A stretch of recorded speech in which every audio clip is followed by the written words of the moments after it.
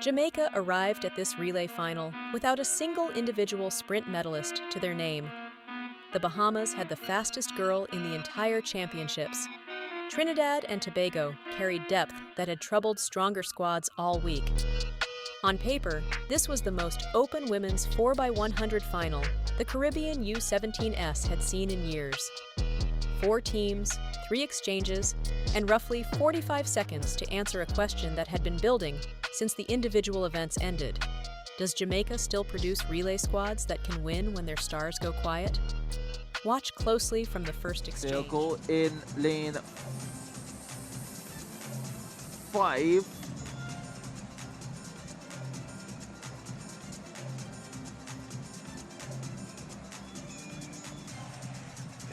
Martini.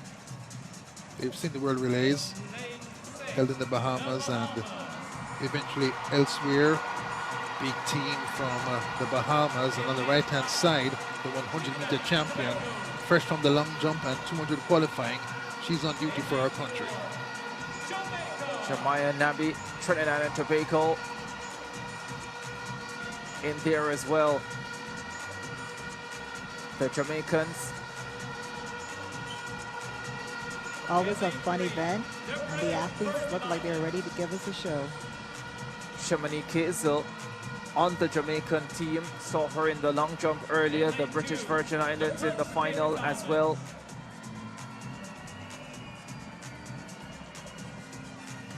Turks and Caicos Islands.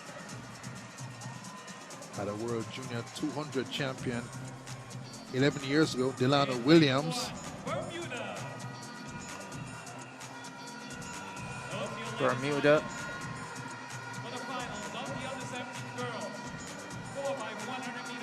In this final as well.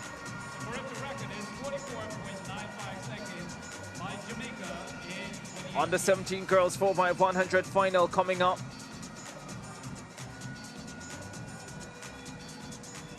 You had asked the question about whether Jamaica Nabi, the 100 champion, would turn up for sprint relay duty tonight.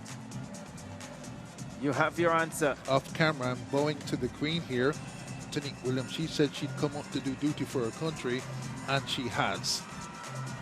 Yeah, like I said, this is always a great moment for any runner to be a part of the 4x1, even more so than the 4x4, because this race is fast. 100 has always been a glory race. Nabi is taking her hair out. I think we're going to see a show. Final of the under 17 girls 4x100 meters relay. The record 44.95 by Jamaica in 2018.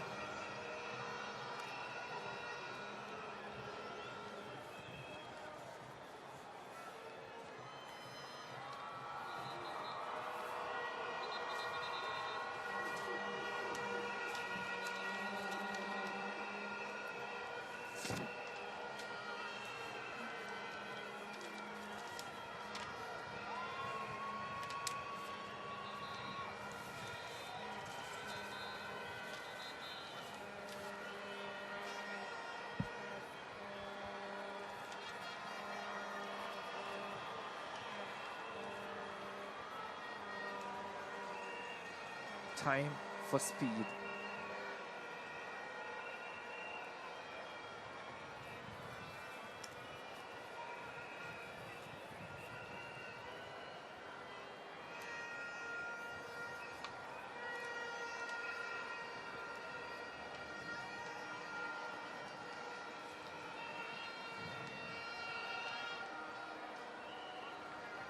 There's the full lineup. Bermuda in 1, Turks and Caicos lane 2, British Virgin Islands lane 3, Jamaica in 4, Trinidad and Tobago 5, Bahamas in 6, Martinique in 7, and Guadeloupe in lane number 8.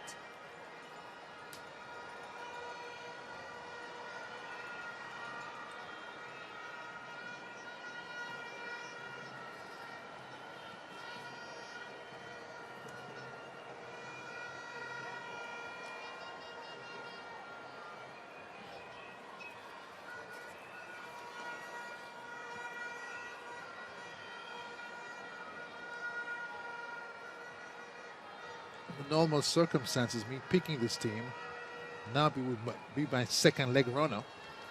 But maybe tonight, given all she's done, put her on the anchor leg. If it's close, she'll take care of business. Exchange one, are you ready? It's certainly good always to see a superstar finish the race. And I think that's what's on the top of their mind at this point. It makes it a harder run. Exchange two is ready. Final exchange is ready. British Virgin Islands in lane number 3.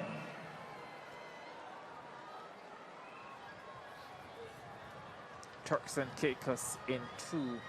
Bermuda lane 1. Jamaica 4. Trinidad and Tobago.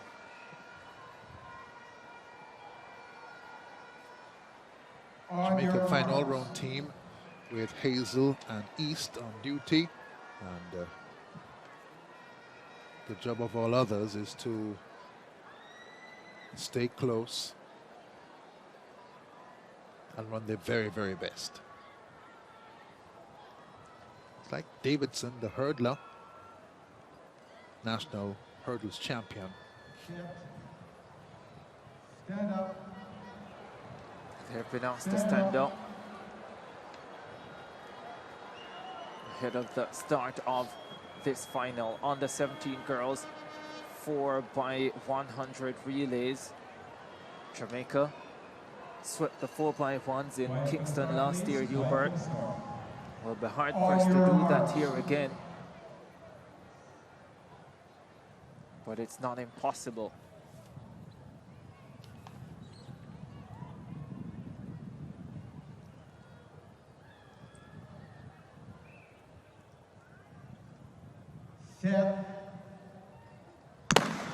Off they go. Symphony Patrick got up well for Trinidad and Tobago. Bahamas running well on the first leg. The Jamaicans with Davidson just a little bit back. Trinidad and Tobago. Nabi on the second leg for the Bahamians. Nabi steps on the pace, but it's Jamaica with a slight advantage. Bahamas right there. Trinidad and Tobago in third. It's Jamaica in front. Natrice East on the third leg. Heads over to Chamonix Hazel. And the Jamaicans are ahead of Trinidad and Tobago and the Bahamas. Alexi Henry, the 100 bronze medalist, in second for Trinidad and Tobago. But the Jamaicans are well clear. They smashed the field. 45-24 with Chamonix Hazel on the anchor leg. Alexi Henry brings the Trinbago team into second position, and the Bahamians having to settle for bronze. Very solid team from Jamaica. Fast start by the hurdler Davidson, and the second legs were competitive, with Nabi running very well for the Bahamas. The fast running by this Jamaican team from first to finish to the last leg took them down to 45.37. Hazel strong as well, and Alexi Henry of Trinidad and Tobago taking the team to second. The Bahamas look to be third. Big moment for the Jamaicans. They haven't had things their own way in the sprints, especially at the under 17 level. Shut out of the medals in the 100 meters, but their depth at 4x1 coming to the fore in this final tonight.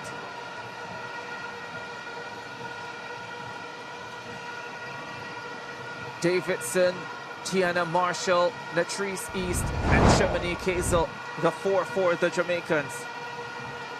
Here's another look at it.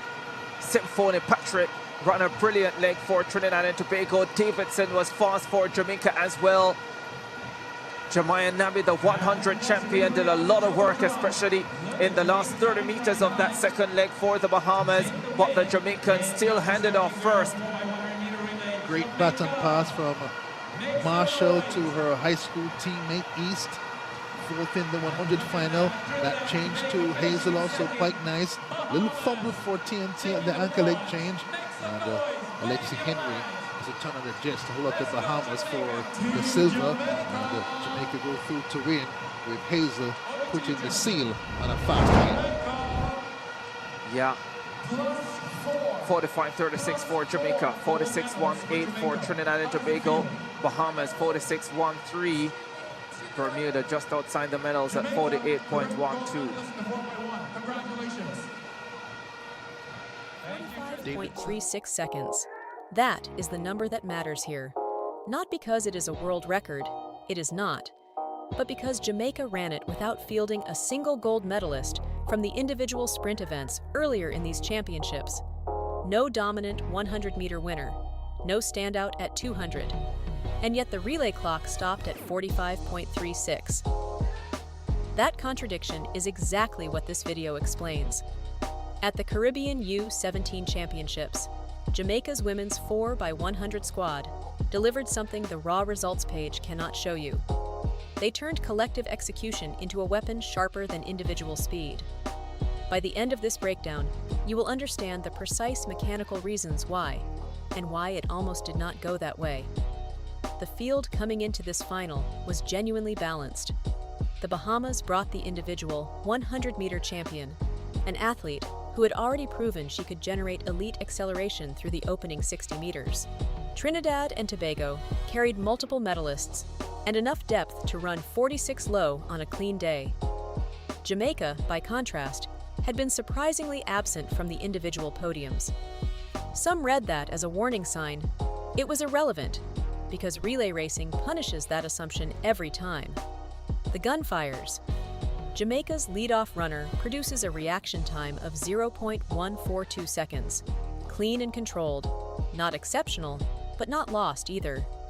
She drives out of the blocks at roughly 22 degrees of forward lean, holding that angle through the first 20 meters before transitioning upright. Her opening leg covers approximately 100 meters in 11.3 seconds, placing Jamaica in the lead pack without burning unnecessary glycolytic reserve. That last point matters more than it sounds. Here is the complication most viewers miss. At U17 level, relay exchanges are where races are actually decided, and they are where young teams consistently collapse. The acceleration zone is 10 meters. The exchange box itself is 20 meters. Within that 20-meter corridor, the incoming and outgoing runner must synchronize their velocities closely enough that the baton passes without a stutter. A gap of even 0.15 seconds in the handoff translates directly into lost momentum. And lost momentum at top speed costs roughly 0.08 seconds per exchange. Across 3 exchanges, a sloppy relay team can donate 0.24 seconds to a cleaner one. That is not a detail, that is the race. The strangest part of watching Jamaica's second exchange is how unremarkable it looks. No lunge, no panic reach, no visible deceleration from the incoming runner.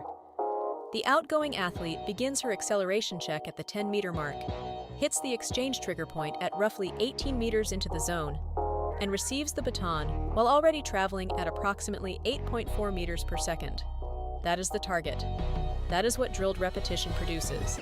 The Bahamas, carrying their fastest runner into the second leg, ran that 100-meter split in approximately 11.1 seconds, faster than anyone on the Jamaican squad individually. And yet, the gap at the halfway mark already favored Jamaica. So why did the faster individual speed not win this race? That question has a specific mechanical answer, and it lives in the third exchange. Most people assume the anchor leg is where relay races are decided. It is not. The decisive moment in a well-executed 4x100 is almost always the third exchange, because it determines the position and velocity the anchor inherits.